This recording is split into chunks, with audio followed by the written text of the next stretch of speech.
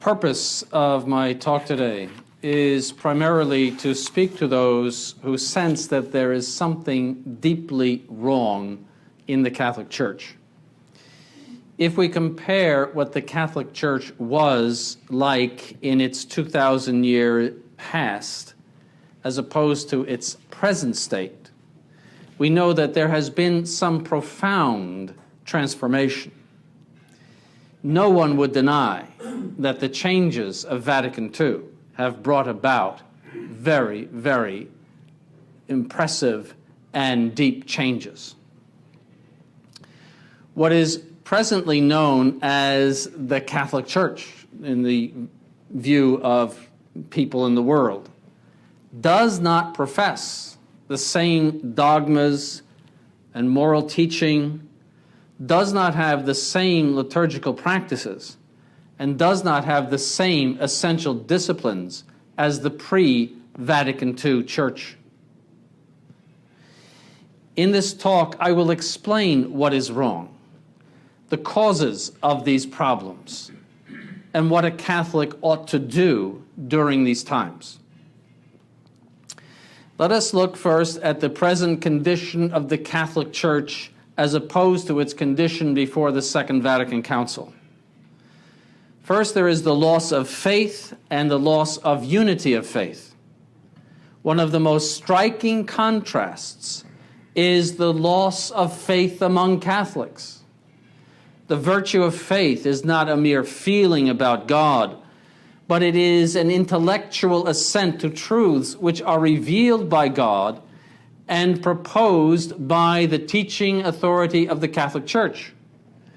In order to be Catholic, it is necessary to be baptized, as Pope Pius XII teaches, and it is necessary that you profess the truths which are proposed by the Catholic Church and hold them to be true. Now, let us look at the state of the profession of faith among those who call themselves Catholics today. And these are figures that you can research yourself on the internet, and they are from well-conducted polls. 55% hold that abortion should be legal in most or all cases. The murder of children. 63% say that Roe versus Wade, permitting abortion, should not be changed. 82% say that artificial birth control is morally justified, even though it is condemned by the Roman Catholic Church. 70% do not believe in the real presence of Christ in the Holy Eucharist. 33% do not believe that Christ rose from the dead. 65% of Catholics are pro-choice. 70% say that homosexual acts are morally justified. 57% say that same-sex marriages ought to be permitted by the Church.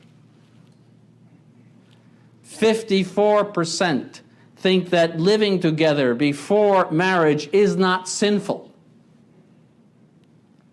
62% say that Catholics who are divorced and remarried without an annulment should be able to receive Holy Communion.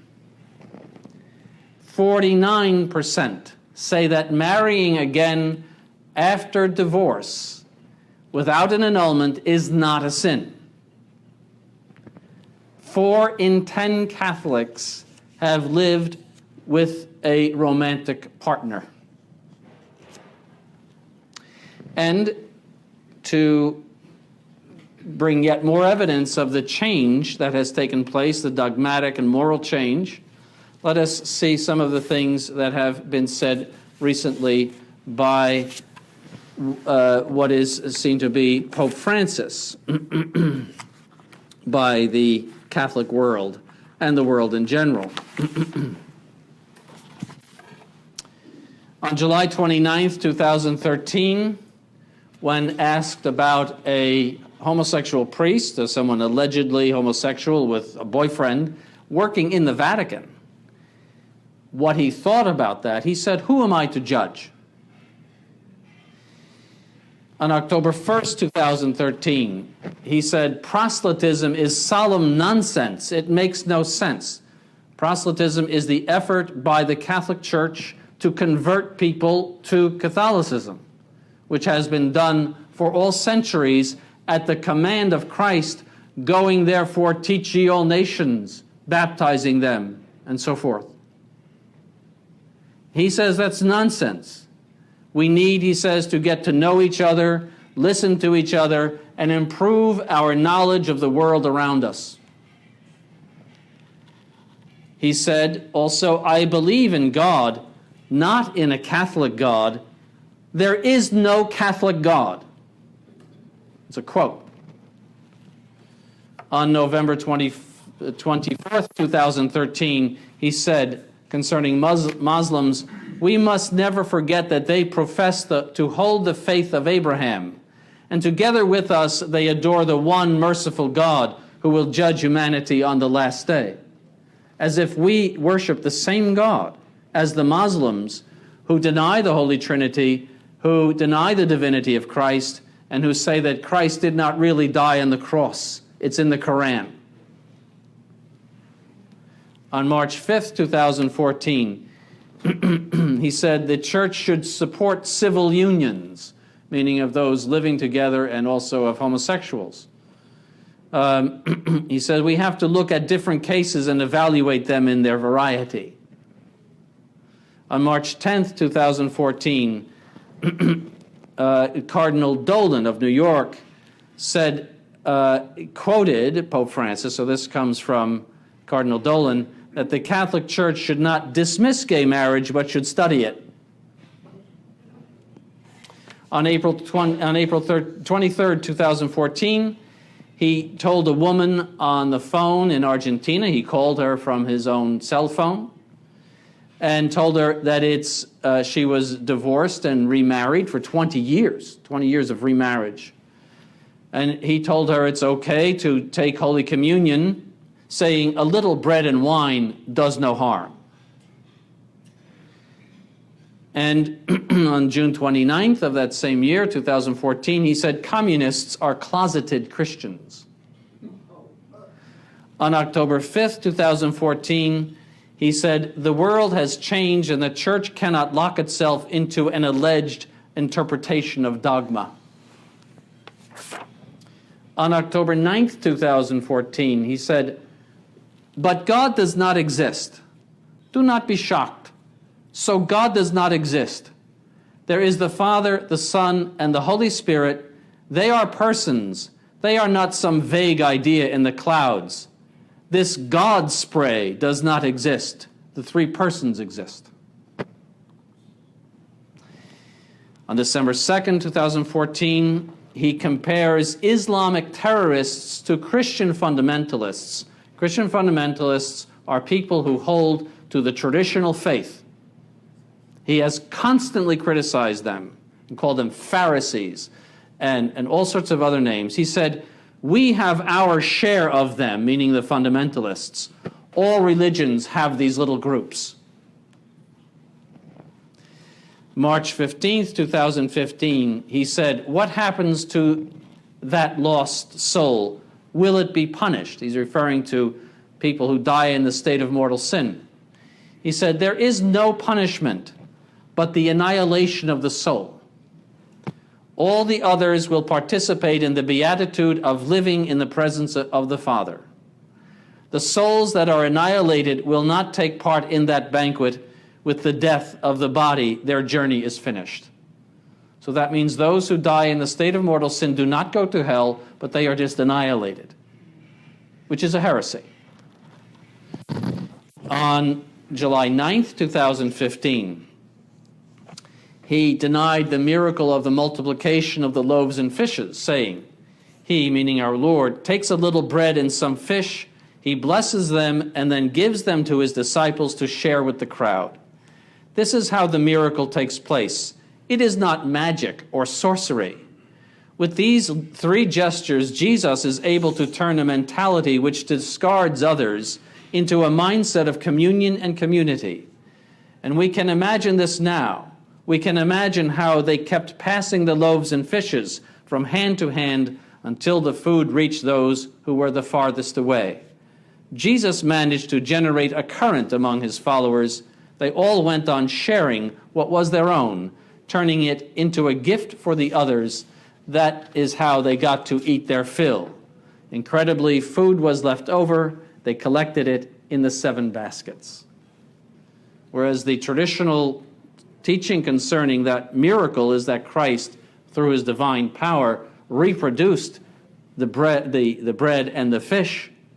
Here it's just a big picnic where everyone shares, and that's the point of that gospel story. On July 12th, 2015, he accepted a communist crucifix, that is a crucifix made with a hammer and sickle on it, when he was in Bolivia.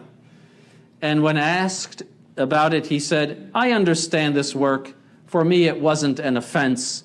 I carry it with me." On September 5th, 2015, he said in a video message to theologians, "Doctrine is not a closed system devoid of dynamics, able to raise questions, doubts, inquiries." On September 13th, 2015, he said concerning, in an interview with an evangelical Protestant who was a personal friend of his, he said, "Fundamentalists keep God away from accompanying his people. They divert their minds from him and transform him into an ideology. So in the name of this ideological God, they kill, they attack, destroy, slander." Don't forget, he's referring to people who hold to Catholic dogma when he says this. Practically speaking, they transform that God into a Baal, an idol. No religion is immune from its own fundamentalisms. In every religion, there will be a small group of fundamentalists whose work is to destroy for the sake of an idea and not reality. And reality is superior to ideas. It's obvious we're mistreating creation. We're not the friends of creation.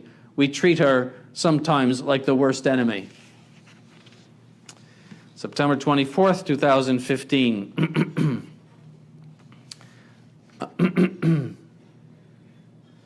Cardinal Daniels, one of the papal delegates chosen to attend the upcoming synod at that time on the family, confessed to being part of a radical mafia reformist group opposed to Benedict XVI. He said that he was part of a secret club of cardinals opposed to Benedict XVI. He called it a mafia club, and it bore the name of St. Gallen. The group wanted a drastic reform of the church to make it much more modern, that's his words, and for Cardinal Jorge Bergoglio to head it.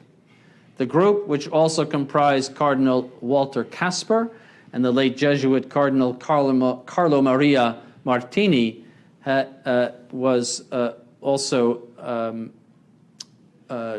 documented in Austin Ivray's biography of Pope Francis, the Great Reformer.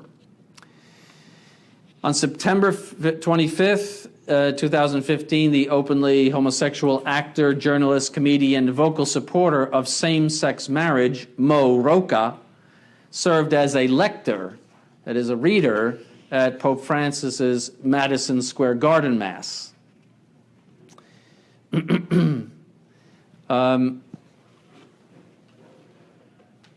He said concerning fundamentalists, again, what he calls fundamentalists, "Fundamentalism is a sickness that exists in all religions.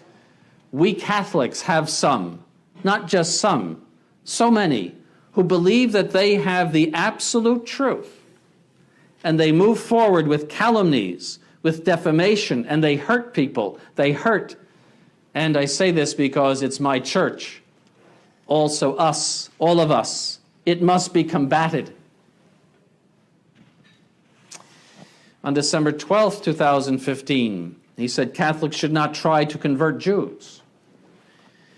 Quote, "Catholics should not try to convert Jews and should work with them to fight anti-Semitism. The Vatican, unquote, quote, in concrete terms, this means that the Catholic Church neither conducts nor supports any specific institutional mission work directed towards the Jews. On January 7th, 2016, in a prayer video, he stressed interfaith unity, and in this video, and you can see it on the internet, he had a Muslim, he had a Buddhist, and he had a Jew, and then a Catholic priest. And they all came together and expressed their beliefs. And he said, quote, many think differently, feel differently, seeking God or meeting God in different ways. In this crowd, in this range of religions, there is only one certainty that we have for all: we are all children of God. So the only certainty in the Catholic religion, then, which we share with everyone else, is that we are all children of God. That means all of the other Catholic dogmas are subject to doubt.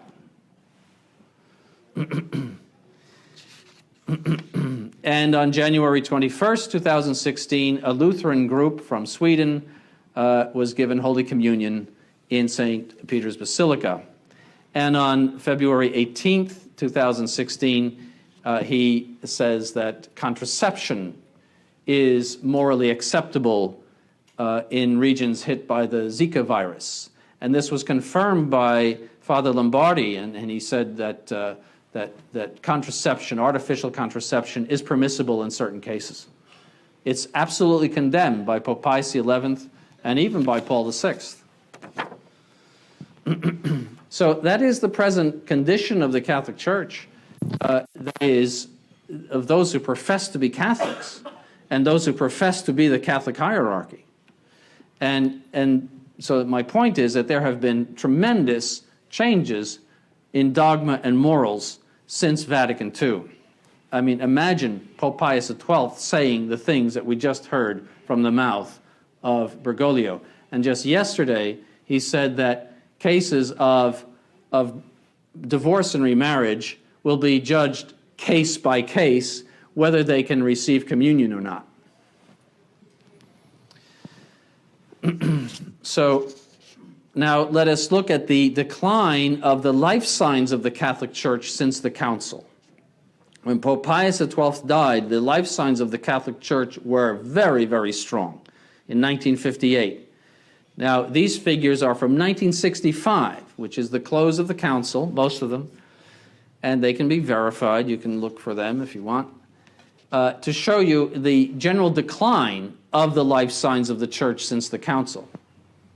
Now, in this country, we're talking about this country alone, there is a 68% increase of those who call themselves Catholics since 1965, and a 48% increase in those who are enrolled in the parish. Now, you have to keep that in mind, because normally there should be an equivalent and proportional rise of the life signs in accordance with the rise of the Catholic population. But we're going to see these figures, you have to compare them against what they should be, that they should be 68% higher, 48% higher than what they're showing. So we're talking about numbers of seminarians, ordinations, baptisms, conversions, priests, nuns, religious brothers. The total number of priests since 1965 has decreased by 36%. And the average age of priests in 2014 was 63. At present, there are more priests aged 80 to 84 than from 30 to 34. At present, there are approximately 37,500 priests in this country. That number is expected to drop to 31,000 in 2020. Priestly ordinations are down 48% since 1965. The number of major seminarians is down 56% since 1965. The number of religious sisters is down by 73%, and their average age in 2014 was mid to late 70s. So they are being virtually wiped out. The number of religious brothers has declined 63% since 1965. There are presently 4,200 of them, and this number is expected to drop to 3,100 by 2020. They are dying off. The number of parishes without a resident priest is up by 643% since 1965. 1 in 5 parishes is without a resident priest, and by 2020 it is expected to increase to 1 in 4. I knew a priest in Germany, a priest connected with the diocese in Germany, who was the pastor of 4 churches, 4 parishes. The percentage of diocesan priests in active ministry was 94% in 1965 and only 66% in 2015. That's because of retirements. There might be 100 priests, say, but if many are retired or sick or in some way not active. But the active ministry was at 94% in 1965. That dropped to 66% in 2015, which is a drop of 30%. The number of active diocesan priests per parish is down 50% since 1965. The number of primary school-age children in religious education is down by 24% since 1965. Secondary school-age instruction is down by 53%. The number of Catholic elementary schools is down by 50%. Half the schools have closed. The number of students in Catholic elementary schools is down by 69%. The number of Catholic secondary schools is down by 21%. The number of students in Catholic secondary schools is down by 15%. The number of Catholic colleges and universities is down by 26%. The number of students enrolled in Catholic colleges and universities is up by 91%. That's the only up. The number of baptisms of infants, now this is staggering, is down by 47%. The number of adults baptized, and this is also staggering, is down by 66%. That means adults who are converting, because nearly all adults who were converting to the Catholic faith were baptized conditionally. So conversions are way, way down. The number of marriages, and this is also shocking, is down by 58%. Now don't forget the Catholic population is up by 68%. But the marriages are down by 58%. The number of Catholics going to church once a week, that is usually either Saturday or Sunday now. On Sunday, because that was the only day to go, in 1958 was 75%. 75% of Catholics went to Mass on Sunday in 1958. It dropped to 55% in 1965, and in 2015 it's at 24%. In France, it's 5%.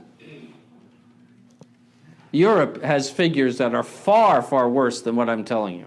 Europe is practically devastated from the point of view of the practice of the Catholic faith. A 2010 Pew Forum study found that 45% of Catholics did not know the Church's teaching on the real presence. And why don't they know it? Have they not been taught it? Do they speak about it from the pulpit or in the catechisms? Why does practically half of the Catholic population not know that Christ is present in the Holy Eucharist? Only 30% of those raised as Catholics are still practicing. Nearly 80% of cradle Catholics are no longer Catholic by the age of 23. That means they go through the modern Catholic system, 80% of them drop out, and only 20% call themselves Catholics. Then there is the new discipline concerning marriage annulments. In 1939, the total number of marriage annulments worldwide was 90. In 2007, the total number was 58,322. 60% of these were given in the United States, which comprises only 5.9% of the world's Catholic population. Of the 35,000 annulments given in 2007 in the U.S., 7,355 were granted according to documentary process, whereas the rest, 27,654, were granted according to judicial process. And I will explain that in a minute. And of these, the last group, 27,000, 99.6% were granted for defect of consent. Documentary process simply means this, that if you can prove by document that your spouse or your supposed spouse was previously married or is related to you as a first cousin or something like that, that's known as documentary process, and that was always an easy task. Oh yes, we see that there was a mistake, you are not married. But if there is something to establish, some fact to be established, for example, typically if somebody says, my father-in-law had a gun to my head and I had to marry, that you cannot say that to a priest and have him respond to you, oh, well, then you're not married. That fact has to be established in an ecclesiastical court. It has to be tried. There has to be witnesses. There are judges. They listen to everything. It is argued just like a civil case, pro and con. And that is known as judicial process. Now, of these, 99% were granted for defect of consent. This means that there was a radical change in the Church's attitude toward annulment.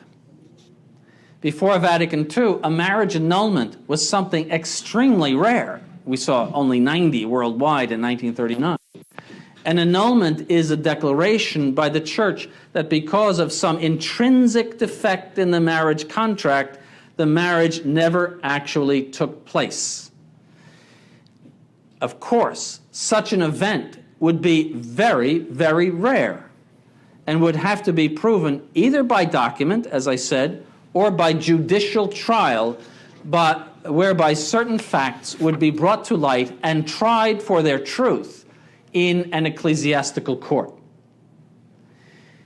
Since Vatican II, the whole process has gone wild, and people are receiving marriage annulments for being psychologically incompatible or because they were too young to make a decision.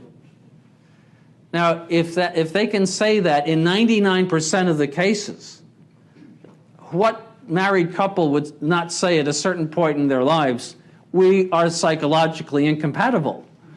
What married couple could stand before a priest and say, we have never had a fight, we have never thought it was a mistake perhaps to get married? You know, that goes through everyone's mind, especially in the first year of marriage. And so to use these psychological arguments means that the door is open to dissolving the marriage, to saying, more than dissolving it, saying it never took place in the first place. And so it is that discipline has just gone wild since Vatican II. The Catholic Church holds to the indissolubility of marriage, and historically, annulments were very, very rare. You remember that Pope Clement VII would not grant an annulment to Henry VIII, and was willing to see England go off into schism rather than to grant that annulment. In this same year of 2007, all of those who persevered in the annulment process, 98% received annulments from diocesan courts. That means only 2% were refused. There was a comment by one of these diocesan judges in back east, in a diocese back east, who said, "There is no marriage that I cannot annul." And there was a priest who came to us from the Novus Ordo, from a Midwestern diocese, and he said that, and he's now a traditional priest, he said that he was told repeatedly by the Vicar General to go and get more annulments, to encourage people to have annulments because it brings in money to the diocese. That means that the priest, instead of trying to put together the marriage, should encourage that they split up and should encourage that they seek an annulment in order to enhance the coffers of the diocese. Now that's I heard him say it.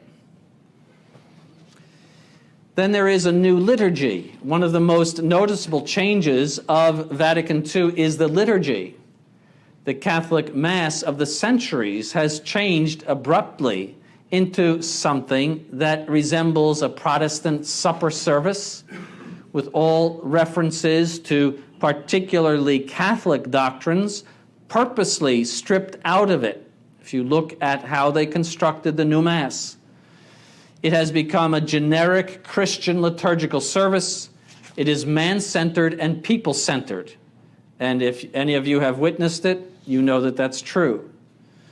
In addition, the post-conciliar age has been characterized by bizarre and almost insane liturgical practices, something that could not even have been imagined before Vatican II.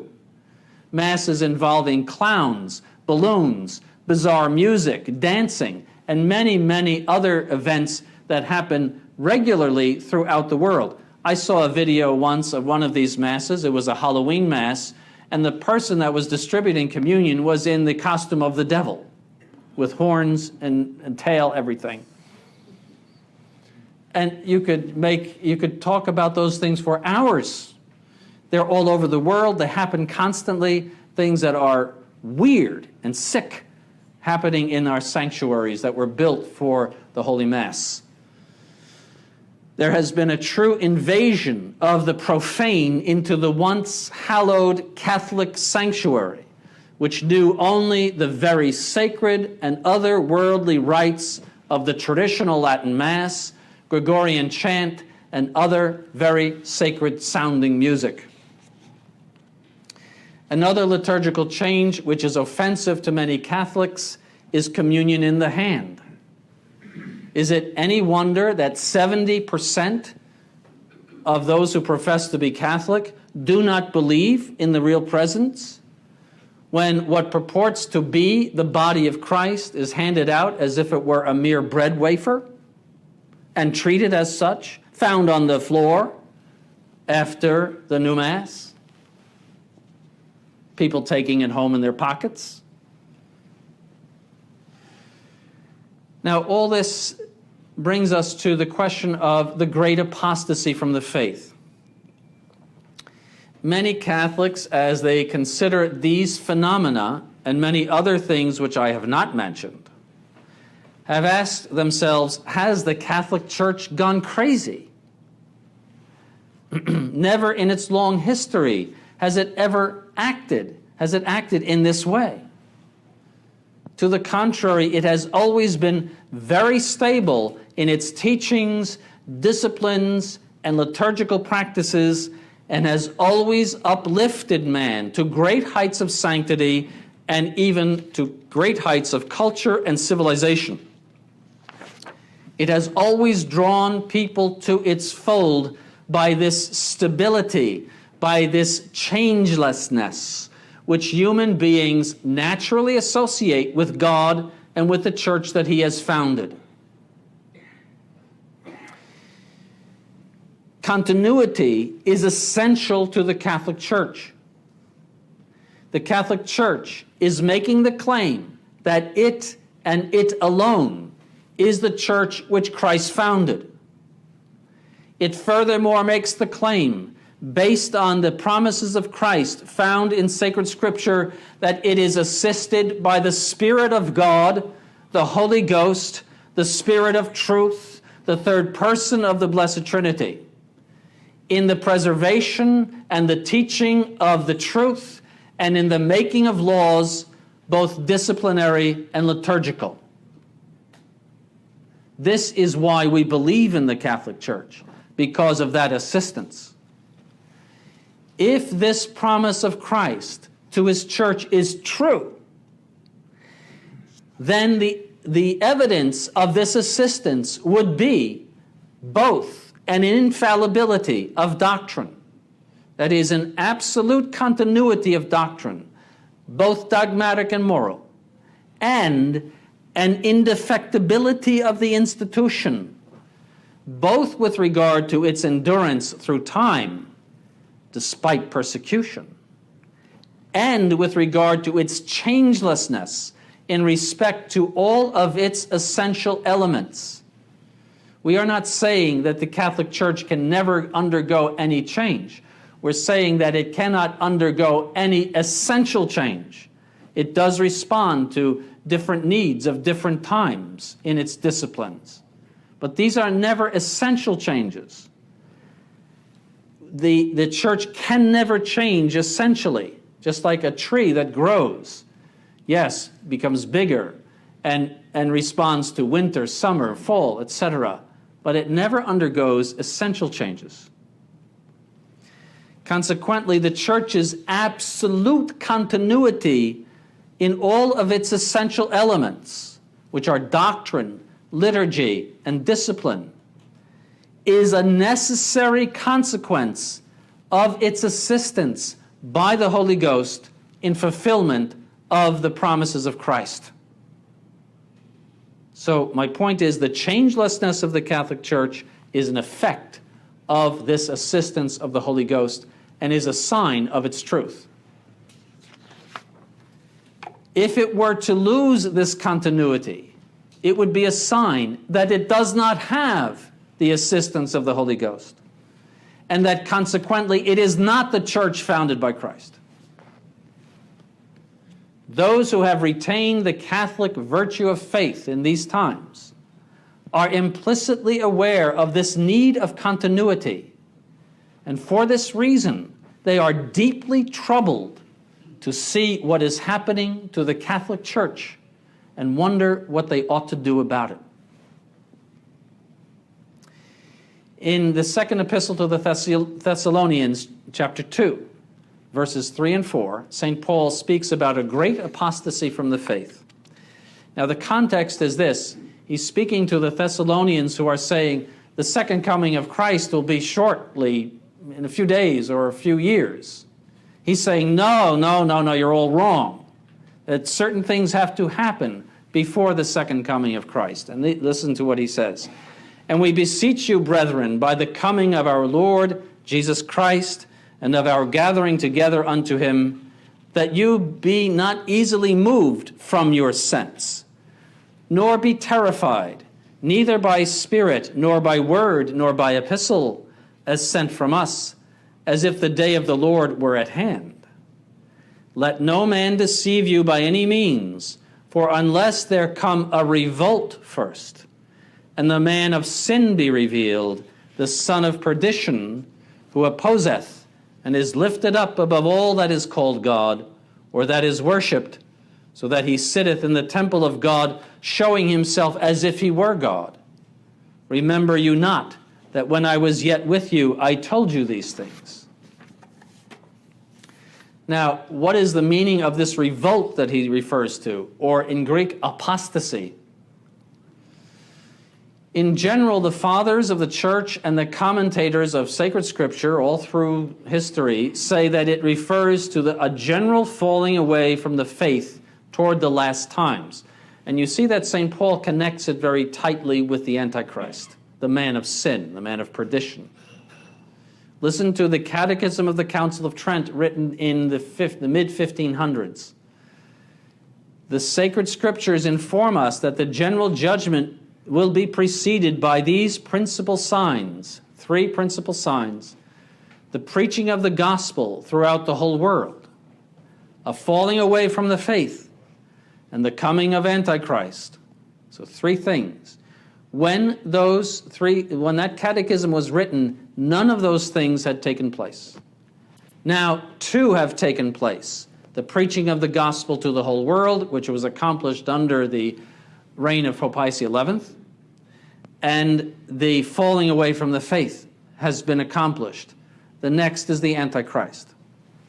It continues, "This gospel of the kingdom, says our Lord, shall be preached in the whole world for a testimony to all nations, and then shall the consummation come." The apostle also, meaning St. Paul, also admonishes us that we be not seduced by anyone as if the day of the Lord were at hand. That means the last judgment. For unless there come a revolt first, and the man of sin be revealed, the judgment will not come. St. Thomas Aquinas says that the revolt or the apostasy means that there will be a defection from the Catholic faith of the Roman Church. And the theologian Pole, writing around 1900, who was just one of many who write about this, calls the great apostasy a, quote, tremendous defection among the faithful, and that it will, unquote, and that it will be, quote, partly as a cause and partly as an effect of the appearance of Antichrist. Both events may be reckoned among the signs that are to precede the last judgment, because it is certain that either before or after the conversion of nations and of the Jewish race, there will be a great revolt led by Antichrist, which will reduce the number of the faithful, unquote. Now, St. Gregory the Great, who died in, I think, 604, so he's writing in the late 500s, he talked about the last times in his book entitled the Moralia.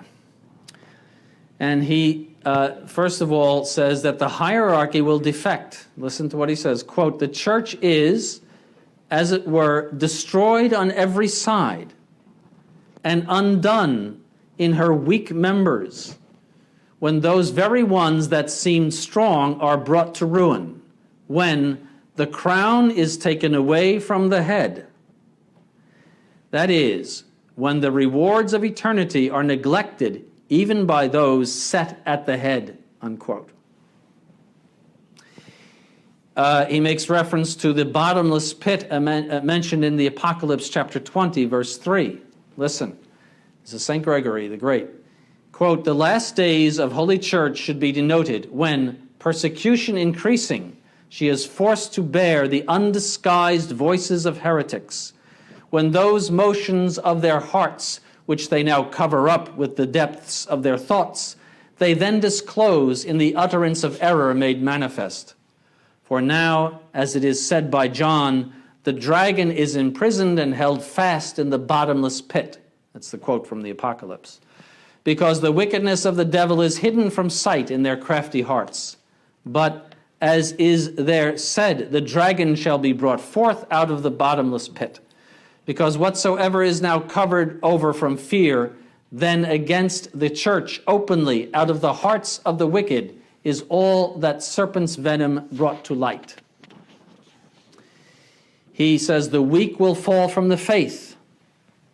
Quote, "For then persecution forcing thereto, she sees multitudes of the frail fall from her, whom now as a mother she cherishes as her little ones within the bosom of peace, and keeps close within the quiet cradles of faith, seeing that being mixed with the strong, they are numbered by the very tranquility of the faith. But then," meaning the last times, "many such are destined to fall," unquote. Then he predicts persecutions from fellow Catholics. Quote, "Towards the end of time, the church will suffer cruel persecutions on the part of those who appear to be from among the faithful." Appear to be. He also says, in relation to that, quote, "It is therefore at the right of the East that the calamities will rise up, which will afflict the church, because they will come to her on the part of those who appear to be among the number of the elect of Jesus Christ. It is said that these calamities rose up suddenly alongside of her, to the extent that they come from those who were inside the bosom of the church, and before having separated themselves from her, became as if strangers to her, unquote. And he says that in the last times the church will suffer persecutions, which will be very dangerous for her weak members. Quote, yet most of them will succumb. The perfect will find themselves sufficiently strong to resist, but will be crushed with sadness and pain because of these persecutions. And he says the church will lose its beauty because an unfaithful hierarchy will persecute the Catholics.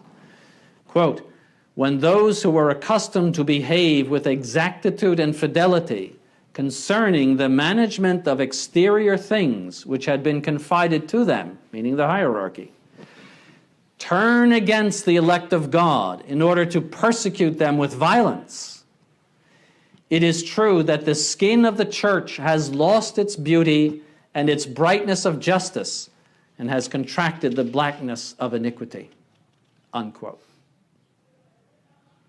Is that not what we see?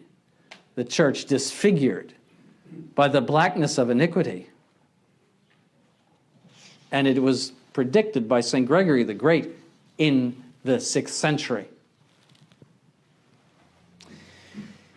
Now, how did all of this take place, this apostasy?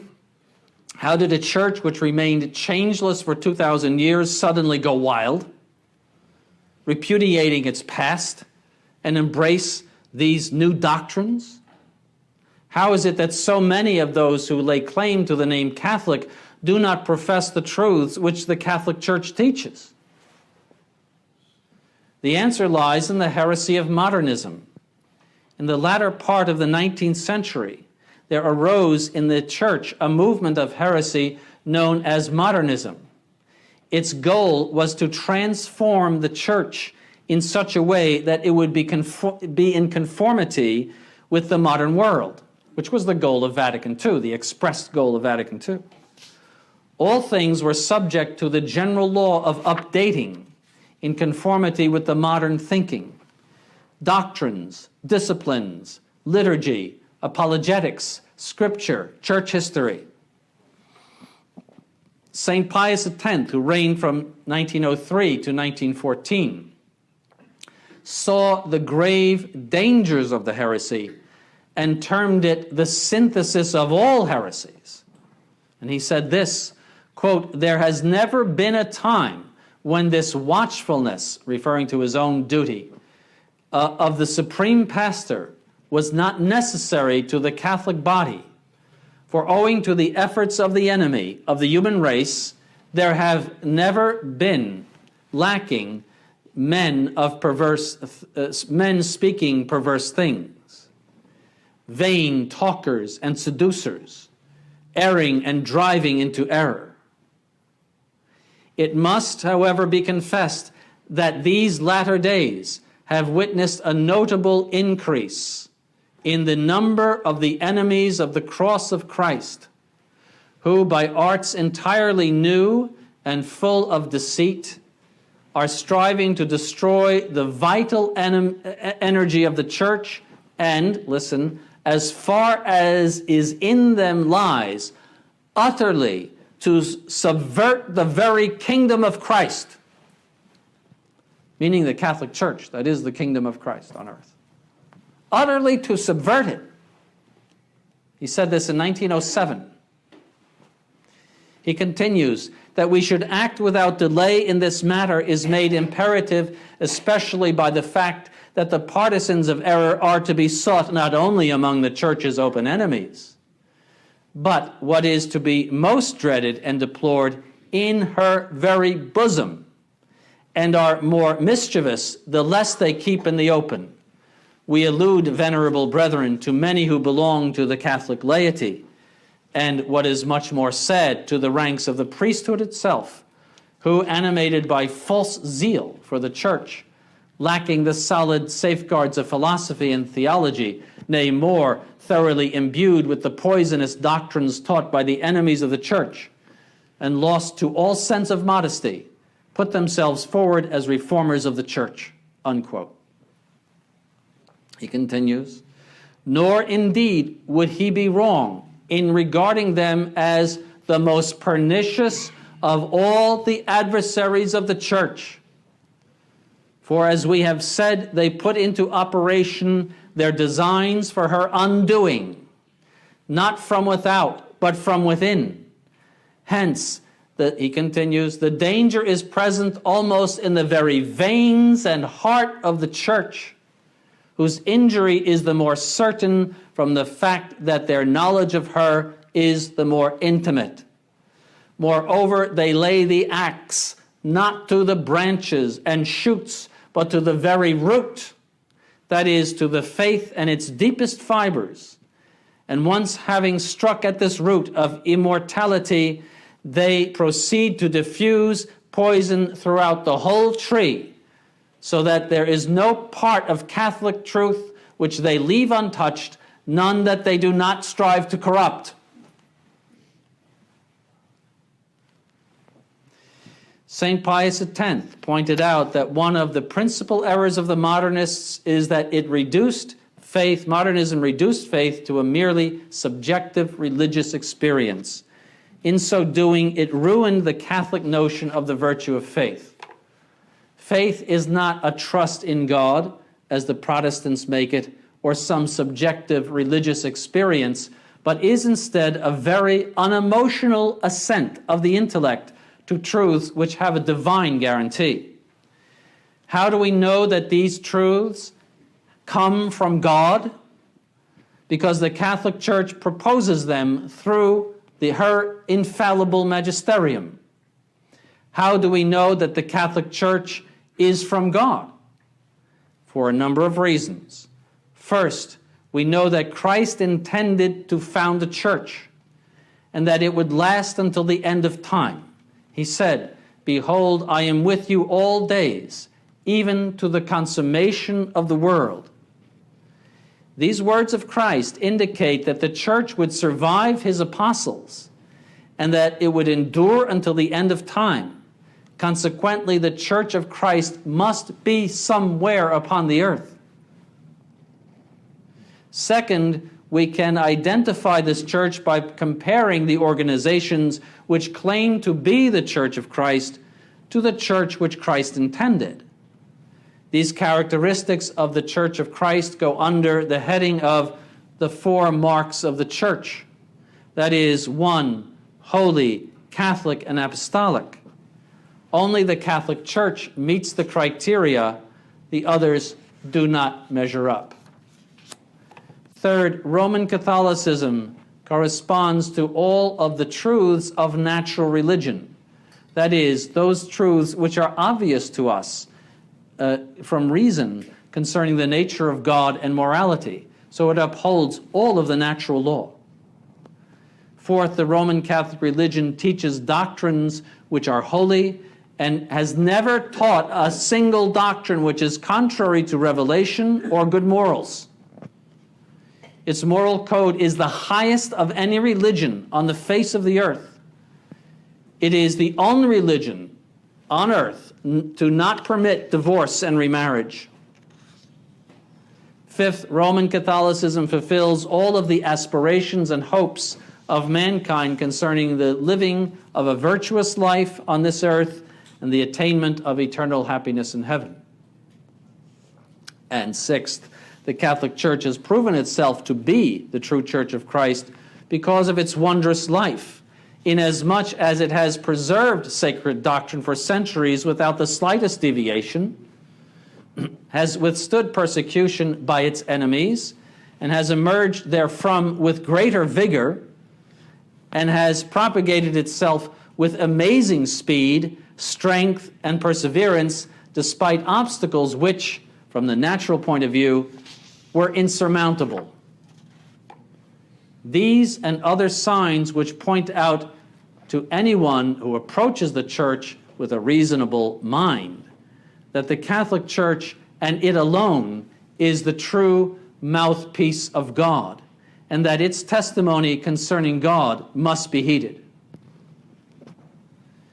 The truths of the faith, by their very nature, are absolute and unchanging. they are also sacred as the very essence and holiness of God himself, from which these truths emanate. Our assent to these truths is a form of worship of the true God. It is, in fact, the first and essential step toward true worship, that is, the acceptance of Catholic truth. For we cannot please God without the assent of faith to the dogmas of the Catholic Church.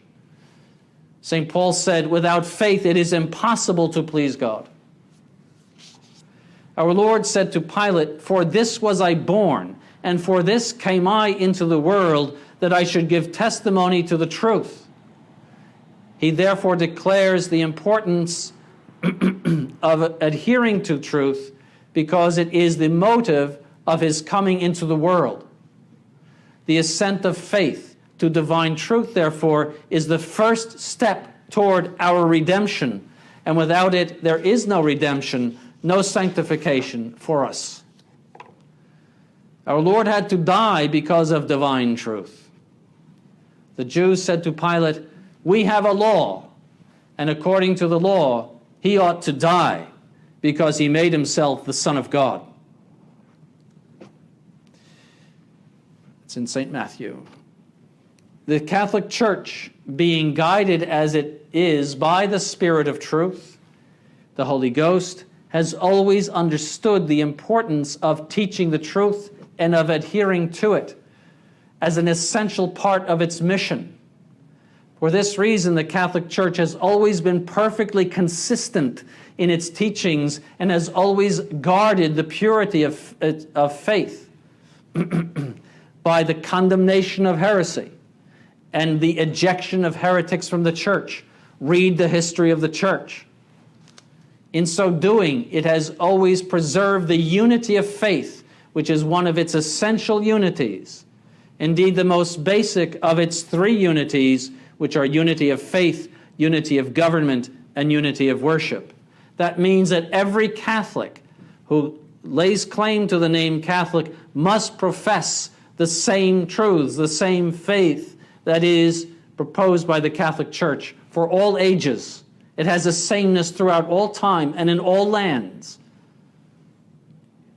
That is essential to the Catholic Church. And this is what we mean when we say in the Creed, we believe in one church. We believe in that unity, which is the effect of the assistance of the Holy Ghost to the Church. The Church has seen many heresies in the course of its long existence, but it has never seen a heresy which denies the very notion and possibility of truth. Such a heresy is the heresy of modernism, which gave us this great apostasy, the one which we face today.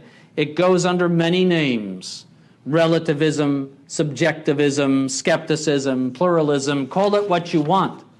It is all the same. It is to say that truth has no domain outside of our own minds, that we make the truth for ourselves. Whatever we hold to be true, we hold as a purely personal conviction, which has no public force or value. Such a system strips from truth its essential characteristics, with the result that we think or believe, what we think or believe, are not truths at all, but are mere subjective fantasies. For truth, by its very nature, is the conformity of the mind to the object. Consequently, truth is essentially objective. That is, it is the same for all. Strip this objectivity from truth, and you destroy truth itself.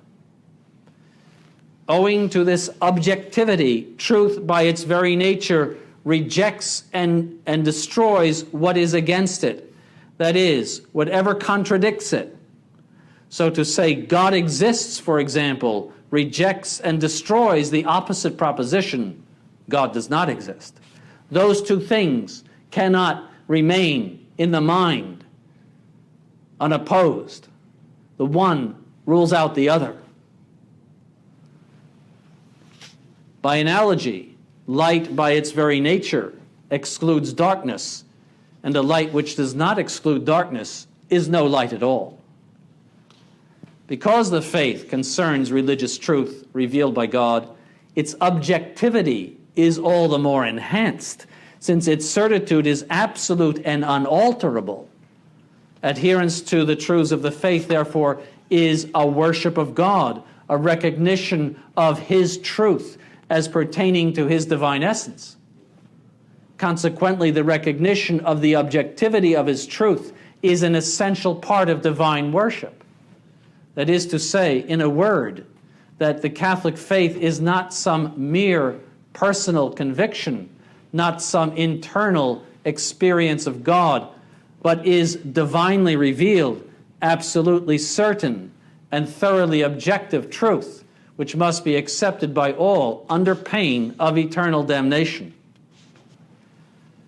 Relativism came to us from Protestantism. Protestantism says that every man, when he reads sacred scripture, is inspired by the Holy Ghost to know its true meaning. If this were really true, then everyone who reads scripture would hold to the same truths, because the Holy Ghost cannot contradict himself.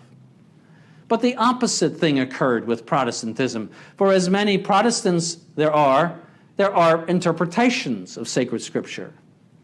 And this religion became, over time, a hodgepodge of conflicting and contradictory ideas, all supposedly inspired by the Holy Ghost.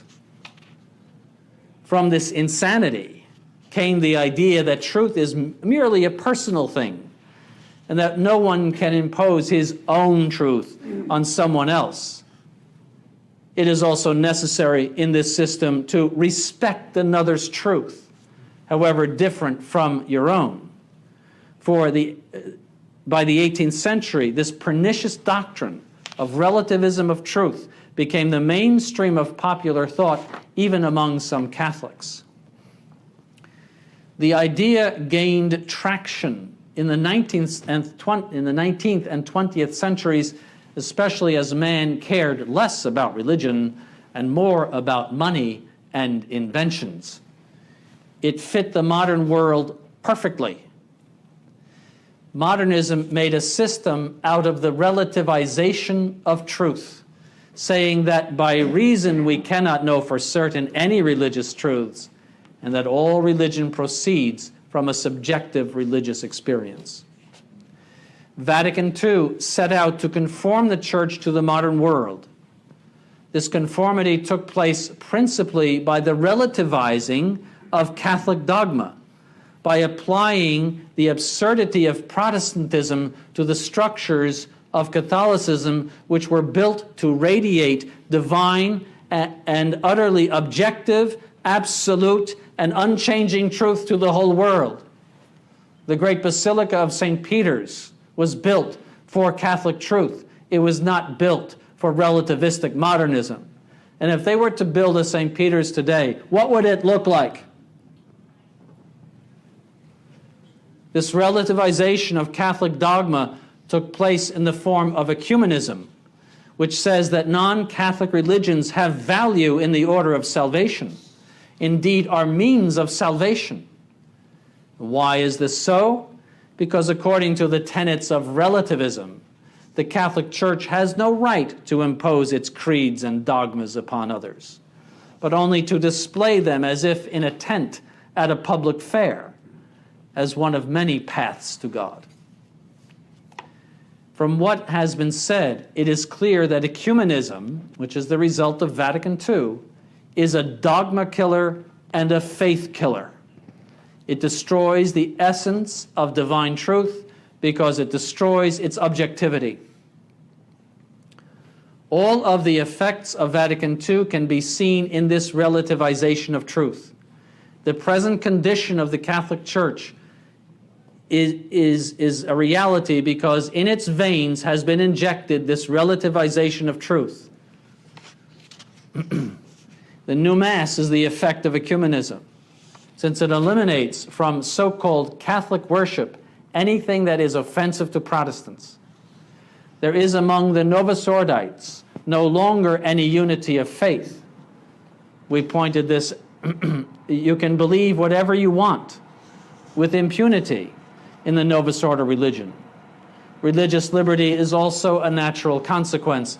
The Catholic faith does not have the right to exclude error in society, but must take its place side by side with false religions. The collegiality of bishops is another result, since it is the elimination of the papacy which pleases Protestants, who hate the papacy, all in the name of ecumenism, which is merely relativism in regard to dogma. The natural, practical effect of relativism is pluralism and what is commonly called tolerance. Pluralism is a sauce which is placed on every truth, which instantly relativizes it. So we hear of Catholic politicians who say, I am personally against abortion, but I cannot stop someone who believes in it from getting one. That is pluralism. It means, well, I adhere to the truth, but it has no teeth.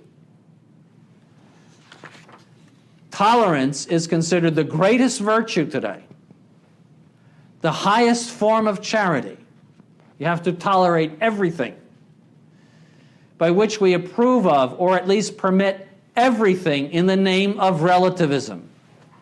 The true notion of tolerance is to not punish an evil in order to obtain a greater good or to avoid a worse evil. But in some cases, to tolerate an evil is a grave sin of imprudence. It is not always right to tolerate.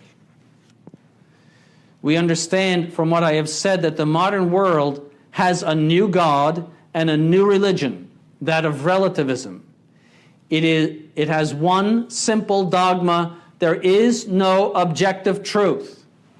Its moral code is pluralism, or at least tolerance, to permit every moral aberration under the sun, no matter how evil it is.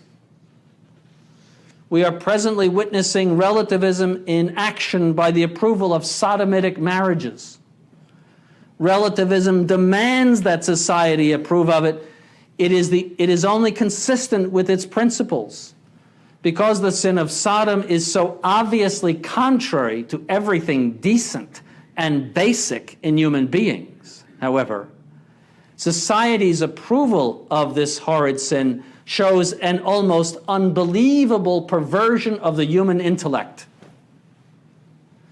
As much as the sin of Sodom is a perversion of the body, what is yet worse is the perversion of the mind that must take place in order to approve of it. The sin of society approving of it is far, far greater than the sins of those who commit those actions. Far greater. For the mind is made more for objective truth than male is made for female. And the reason why modernists and liberals approve of sodomy is not because they see it as right, because nobody in his right mind could see that as right, but only because they want to preserve their own freedom from the law of nature and the law of God. Relativism is, in the natural order, a perverse error when it is applied to God and the things of God in the form of ecumenism and religious liberty. It is a blasphemy against the truth and holiness of Almighty God.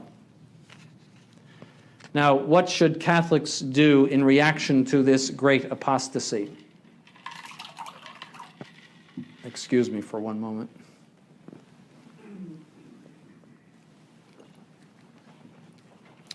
It is first of all necessary that Catholics reflect on what is happening to their churches. Is the Catholic faith still in them? When you go to church on Sunday, is the Catholic faith there? Is that Catholic worship? Does it please God to worship God according to the new Mass? Does this new religion have the four marks of the Catholic Church? It's certainly new. In order to answer these questions, we must first go back to a more fundamental question and answer it. And that is this: are the changes of Vatican II accidental or substantial changes? The Church has always gone through accidental changes, as I said. It has always reacted in various ways to the different times. It is not to say that the Catholic Church is static, but it has always remained essentially the same. And so the burning question is, are the changes accidental or substantial? John the 23rd and other prime movers of the Second Vatican Council assured us in the 1960s, because I remember it, I was a teenager in the 1960s, that the Second Vatican Council would change nothing substantial in the Church, but would simply express the traditional doctrines in new ways, so as to make them easier to understand for the modern mind. I remember it distinctly. Likewise, certain disciplinary and liturgical changes would take place, they said, which would be merely changes of form, but not of substance. And that's key. Every Catholic believed that this was true.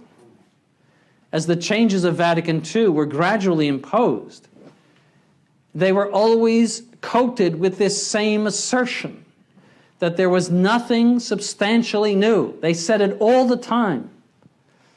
In other words, there was no substantial break with the past, because that is key, as I said, for the Catholic Church. It cannot have a substantial break with the past. Even those who were uncomfortable with the changes of Vatican II accepted them, however reluctantly, on the principle that the Catholic hierarchy said that nothing was substantially changed. Gradually, as the changes unfolded, however, many people began to see them as more than merely accidental. For this reason, a traditional movement sprang up in the Church. And there emerged from this traditional movement three groups. The first is those who accepted wholeheartedly, there emerged three groups after Vatican II. First, those who accepted wholeheartedly the doctrinal, disciplinary, and liturgical changes of Vatican II. So there's most of the people who call themselves Catholics today think that all of the changes of Vatican II are wonderful, think that Francis is wonderful and the best thing that ever happened to the Church. It's my experience in talking to them, and the polls agree with that. So that's most of the people that call themselves Catholics. The second group after Vatican II is composed of those who accepted these changes with reluctance, finding them abhorrent, and who sought to establish within the legal structures a place for tradition. And the third group is those who have utterly refused to have anything to do with the reforms, perceiving them as a new religion, and who have conducted an active resistance to them. We will call the first category the Novus Ordo Catholics. The second category, the Novus Ordo Conservatives, and the third category, the Sedevacantists. We place in the second category, that is the Novus Ordo Conservatives, those who aspire to have a place of tradition within the Novus Ordo structures, such as the Society of St. Pius X and similar groups. The principles which animate them are the same. That is, Fraternity of St. Peter, Christ the King. They are already part of the modernist hierarchical, they are approved by the modernist hierarchy, and the Society of St. Pius X aspires to have that approval, and probably will gain it very, very soon. But since all change is either accidental or substantial, as I said, and there is no middle ground between those things, let us examine the positions of these groups. Just as, for example, a tree changes in spring and summer and fall, it remains the same tree. But if I burn it down, that's a substantial change. So did Vatican II burn down the Catholic faith, or is it merely an accidental change? The first group, the massive number of people who accept the changes wholeheartedly, the Novus Ordo Catholics, they regard the changes as purely accidental, or if they see them as substantial, as many do, they don't care. They welcome these changes. They see them as a break with the past. Many Novus Ordo Catholics readily admit that the changes of Vatican II have substantially altered the Catholic religion, and they are happy about it. And in this, they are not distinguished from the followers of Martin Luther or other reformers who have substantially altered the Catholic religion. Novus Ordo Catholics comprise about 95% of those who call themselves Catholics. The second group holds that there are no substantial changes in Vatican II or its reforms, but at the same time hold that Vatican II is ambiguous and needs to be properly interpreted. They hold that the new Mass and other liturgical changes, while valid and Catholic, are nevertheless imperfect and even seriously imperfect. And they hold that the disciplinary changes are also imperfect and in need of reform. In all cases, however, the Novus Ordo conservative does not have an intrinsic objection to any of the doctrines or reforms of Vatican II. They do accept them as Catholic and are willing to function side by side with them under the Novus Ordo hierarchy. There are many groups that already do this, and as I said, the Society of St. Pius X aspires to do this. The third group, those who completely reject the reforms of Vatican II as a new religion, contrary to faith, they hold that the doctrinal, liturgical, and disciplinary changes of Vatican II are indeed substantial, and that they constitute a whole new religion. They hold as a consequence that the promulgators of this new religion do not have the authority of Christ and therefore do not constitute a true Catholic hierarchy. They say this because it is impossible by the indefectibility of the Catholic Church, which is guaranteed by the Holy Ghost, that the authority of Christ, which is the same as the authority of the Pope, as Pope Pius XII said, promulgate to the whole world something that is contrary to Catholic faith and practice. If there is something defective, in other words, it's not the Catholic Church. It is the members of the hierarchy that promulgate the false religion. So you see that before anyone can answer the very first question, is the religion in my church Catholic? And whether it is true that remaining in the Novus Ordo structures is the correct way of combating the changes of Vatican II. In order to answer those questions, the more fundamental question must be answered. We would just go in circles if we did not answer that fundamental question. Is Vatican II a new religion, or is it just an accidental change? For I would concede that if one holds the changes of Vatican II to be merely accidental, then no matter how imperfect you should think they are, they could be accepted and indeed must be accepted. We would have no right to object to them. To accept these changes, however, and fight for tradition within the Novus Ordo does not make any sense. To say the Novus Ordo religion is a false religion, but at the same time I want to work with it and be involved in its structures, makes no sense at all. Are we merely fighting for aesthetics, that is Latin and incense and beautiful vestments? Or are we fighting for the faith, the Catholic faith? For the modernists will let you have the incense and the Latin and the chant. They'll let you have all of that because that meets your sensitivities, they say. But do these Novus Ordo conservatives, are they there merely for that? Are they there merely for the trappings? But is there not something deeper in the Novus Ordo conservative movement? None of them that I know of will go to the new Mass. They avoid it like the plague because there's something wrong with it. They will travel for miles to obtain a traditional Latin Mass. They will go into dangerous neighborhoods to have it.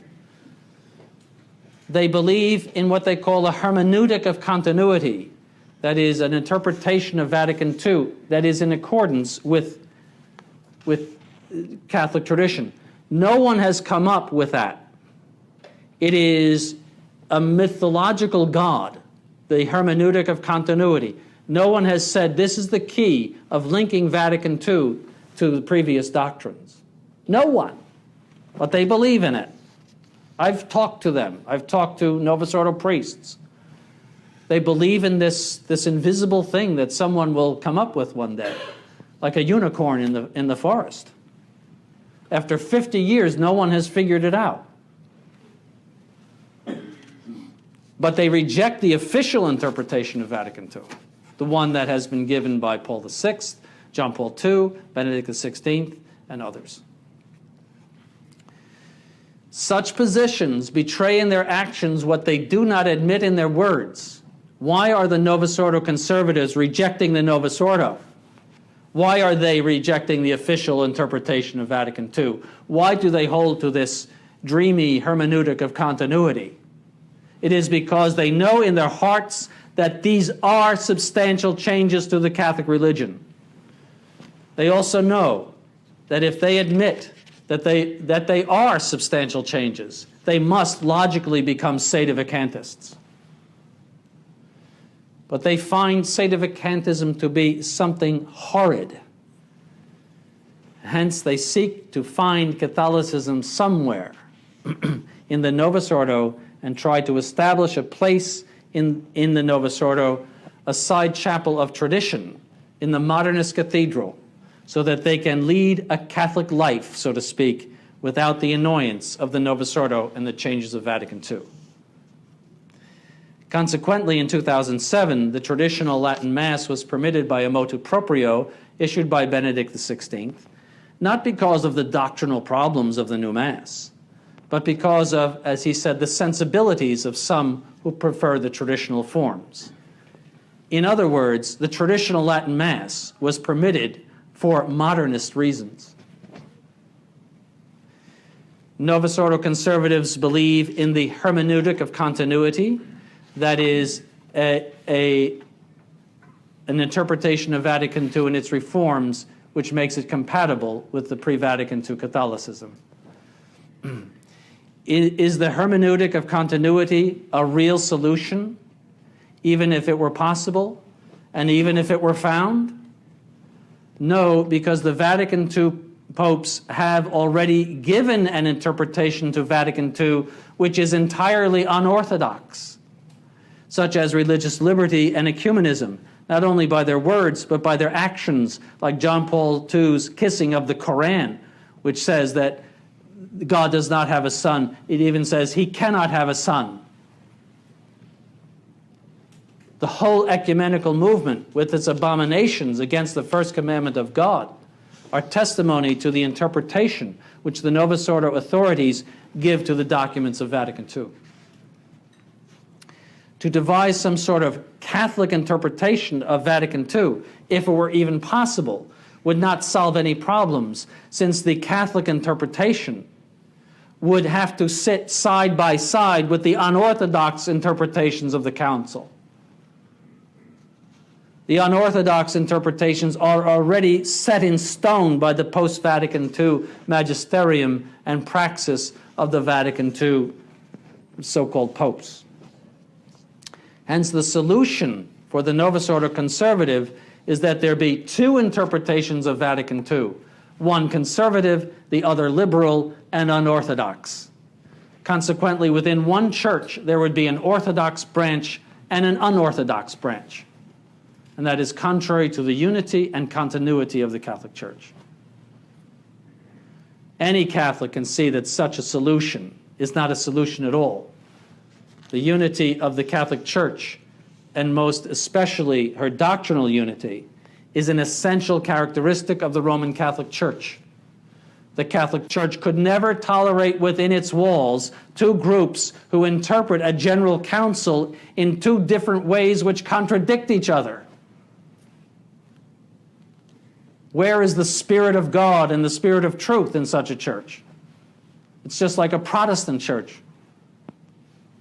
The Novus Ordo conservative, therefore, must decide what is the answer to the first and most fundamental question: are the doctrinal, liturgical, and disciplinary changes of Vatican II substantial or accidental?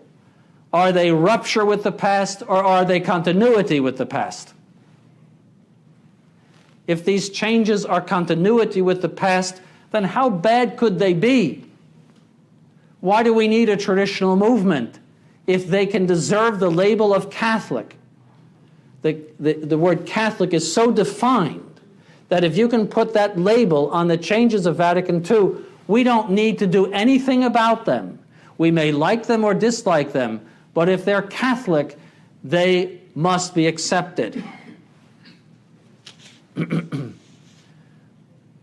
Catholicism, consequently, if there is continuity between pre-Vatican II Catholicism and post-Vatican II Catholicism, then there is no problem in the Church. It's all imaginary. If these changes are not continuity with the past, on the other hand, then obviously the Novus Ordo conservative solution must be rejected. If, in fact, Vatican II and the Novus Ordo hierarchy have imposed a new religion upon the structures of the Catholic Church, then no Catholic can accept the new religion and cooperate with it in any way. He cannot give assent to the new religion, either by word or by action. It would be against the first commandment. In such a case, to remain within the structures would be to assent to the new religion, at least by action. Furthermore, to work outside of the Novus Ordo structures is in no way to leave the Catholic Church, as we are accused of. The structures of the Catholic Church exist for the doctrine and the true sacraments of the Catholic Church. And when I say structures, I'm talking about not only physical structures, but the legal structures. Why do they exist? They exist for Catholic truth, Catholic sacraments. They were built for that. They were set up for that by our Lord Jesus Christ. They have no other purpose for existence. The authority governing the Church exists for the protection and the promotion of these things. If the persons elected and designated to these positions of authority betray the very reason for the existence of the authority, it is obvious that they no longer possess the authority. Consider that pilot who drove the plane right into the side of the mountain. He perverted the very reason of his existence as a pilot, and if they could have gotten into that cockpit, they would have ripped him out right away, because he lost all of his authority to pilot that plane, because he perverted the very end of the goal and reason for having had that permission to fly that plane.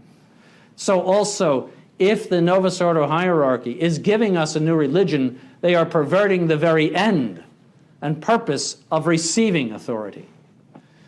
If the structures are established for the faith, the legal structures of the Catholic Church, then it does not constitute a schism from the Catholic Church to flee from heretics who are operating those structures. It's like an enemy occupying a country. They occupy them, but those structures do not belong to them.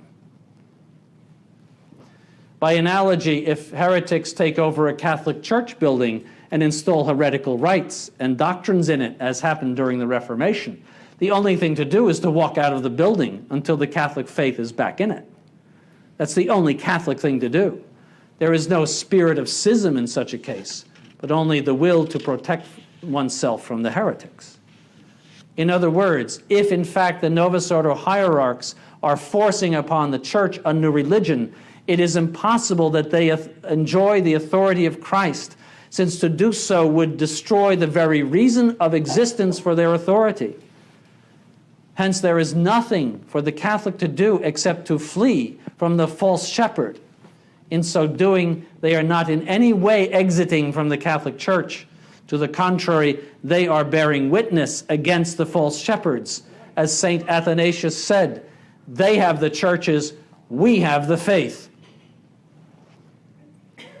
A person leaves the Church through schism or heresy, But the Sedevacantist Catholic is neither schismatic nor heretical, and therefore he does not leave the Church. He is not schismatic, since he is forever subject to the Roman Pontiff and awaits a true Catholic Pope. He is not heretical, because he adheres to all of the truths of the Catholic faith.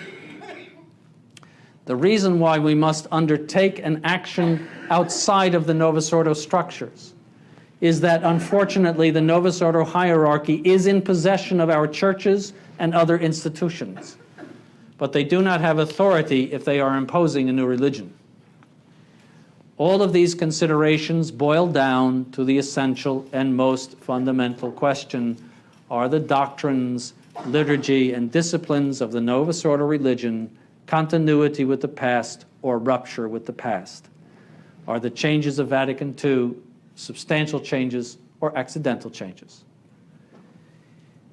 To work within the Novus Ordo structures, to be subjected to the Novus Ordo hierarchy, seeking from them a permission to have a truly Catholic life, means that the Novus Ordo changes must pass into history as being a legitimate development of Roman Catholicism.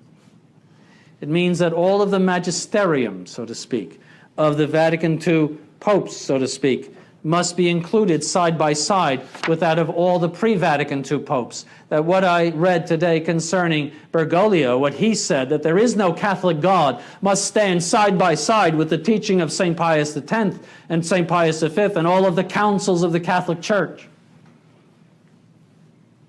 because it comes from the mouth of a pope who's teaching. All of the allocutions of Bergoglio, as well as all of the encyclicals and apostolic exhortations that he has made, must take their place in the canon of the Church's teaching. And while one may argue that they are not infallible teaching, it is nevertheless inescapable that they are what theologians call the authentic teaching, and it is all considered to be magisterium and demands at least our religious assent according to canon law. The Novus Ordo conservative has nothing to stand on, since if the changes are continuity, he should accept them. Go to the new Mass. Don't bother with the pretty vestments. And if they are not continuity, he should reject them. He cannot reject them and at the same time give assent to them by his actions. On the other hand, if he accepts them as Catholic, he ruins the logical basis of his resistance to them. Why should we give any resistance to the changes of Vatican II if they are in accordance with Catholicism? And if Vatican II is rupture, then we Sedevacantists hold that it is. Then the Council and all that has flowed from the Council must be considered alien to Roman Catholicism. It must be considered the work of intruders, heretical intruders, who can lay no claim to legitimate authority and therefore lay no claim to our obedience.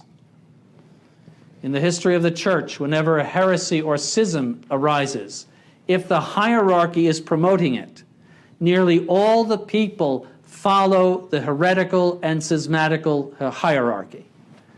The examples are the Arian heresy, or the schism of Photius in the East, or the Protestant revolt in the West. On the other hand, when the hierarchy rejects and represses this heresy or schism, it has little success. Examples are the Waldenses in the Middle Ages. You don't know who they are because they were suppressed by the hierarchy. Or the Hussites, you don't know who they are because they were suppressed. Or the Old Catholics of the 19th century, an obscure group because the hierarchy suppressed them. And the Modernists, whom the hierarchy also suppressed, but unfortunately not enough. And we are living in an age in which the body of those designated to be the hierarchy has embraced the heresies of Vatican II. It is to be expected that 95% of those calling themselves Catholics have defected to it because the hierarchy has told them to do so. Those who have received the grace to know that Vatican II is rupture should not seek to compromise with the heresy, but should utterly reject it and reject those who promulgate it. In so doing, they do not impose upon God or the Church some human solution of compromise with heresy, as if it were a political solution, but are remaining perfectly faithful to the religion of their baptisms and are leaving to God's providence the solution of the problem. It is His church. It is the Spirit of God that directs it. Leave it to God. You have your duty of preserving the Catholic faith. God will do the rest. It is our job to preserve the faith, and God has given us the means to do so. He has raised up bishops who have consecrated other bishops and have given us Catholic priests. Find them and go to Mass and receive the sacraments from them.